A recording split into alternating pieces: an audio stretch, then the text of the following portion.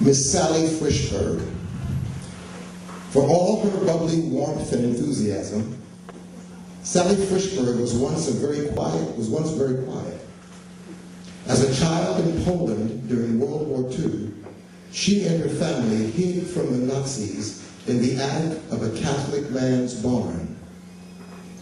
15 people crowded into the small space, surviving on what little food the man brought. They never spoke, lest someone find them. Her father mouthed stories from a newspaper, and the family read his lips.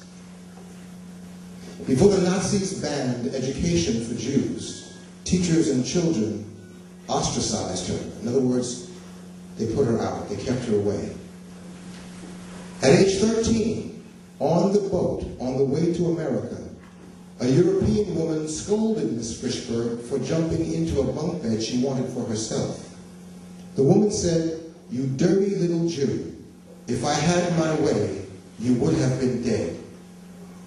Seeing the anguish on her face, a black lady on the ship rocked her in her arms. "I suddenly realized that somebody cares," Miss Frishberg said. She was a black American. I was a European Jew. But there is, I think, this understanding of human need.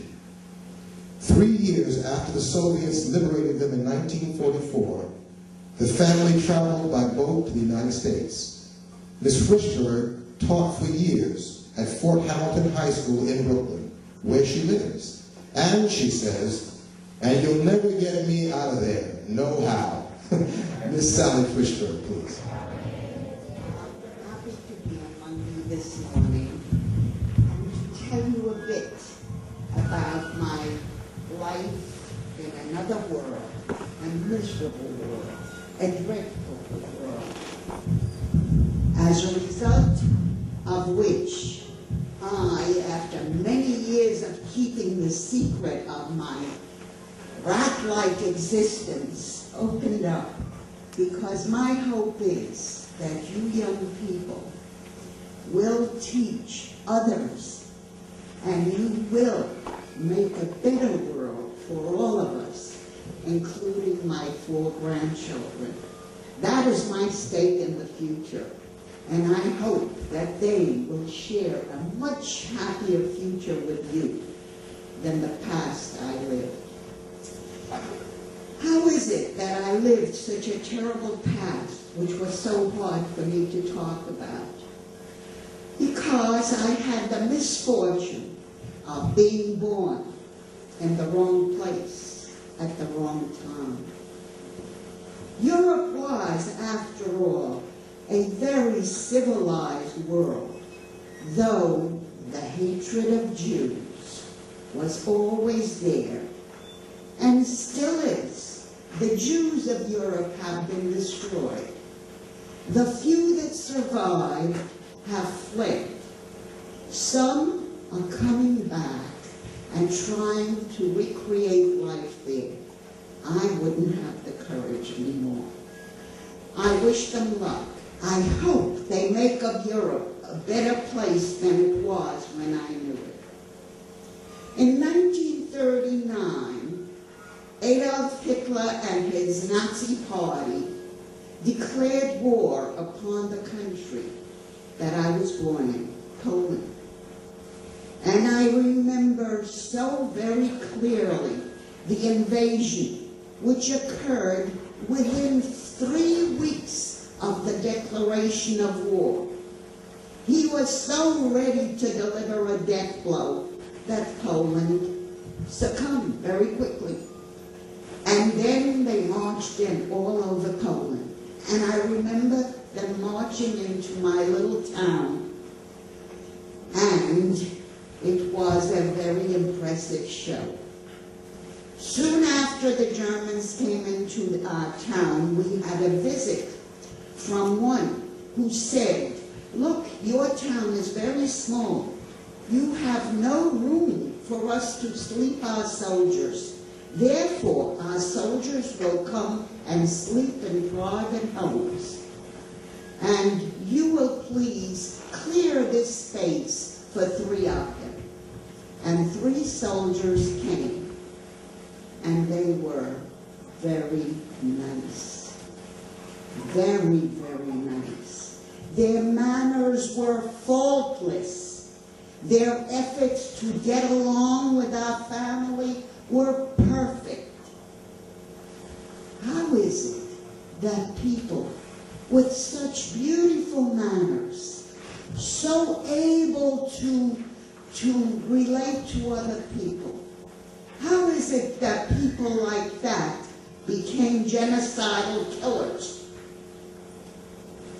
And can that happen to us? We must worry about that, and we must not allow it. Scream at the first note of injustice. Don't allow things to get worse. Work hard to make things better. Our soldiers stayed with us for a short period of time, and then they received orders to march on. But in the meantime, would you believe that one of these superior Germans befriended my inferior Jewish father? And in that friendship, which expressed itself in the playing of chess, that German superior soldier taught my humble father many useful things. We can learn from everyone, and we can put that learning to good use to make a better world for all of us. If one of us suffers, the others will too. My father gained a new perspective of what's going on. His consciousness was raised by a man who, after all, came from where everything was happening. Munich, Germany, where Hitler rose to power. And my father never forgot those lessons. So that when the Germans began to send out orders against the Jews in particular, my father began to examine everything and began to try to outwit things. For example, the order says all Jews must turn in all their valuables to headquarters. Where does my mother's jewelry go? Into the hems of her skirts. Where do my father's dollars go, which he received from 2 brothers who were immigrants to America in the 20s, worked very hard, but sent some of their earnings home to help the family? Very much like immigrants today. My father's dollars were sewn into the shoulder pads of his suit jackets. Big things you could not hide, so you gave them up. We weren't rich, so we didn't have very much to give up. But my mother did have a fur coat that she loved, and she took that fur coat to her next door friend, a Catholic lady. Poland, where I come from, was 90% Catholic and 10% a Jewish minority, 10%. Her Catholic friend took the coat and said, yes, I'll hide it for you. And when everything is normal and you come back, I will return it to you. Things did not ever get normal again. But the coat has a life of its own, and one day, when we meet again, I'll tell it to you. The next order that came out against the Jews in particular was all Jews must wear a Star of David. Why? Because the Germans could not tell us apart from our Polish Catholic neighbors.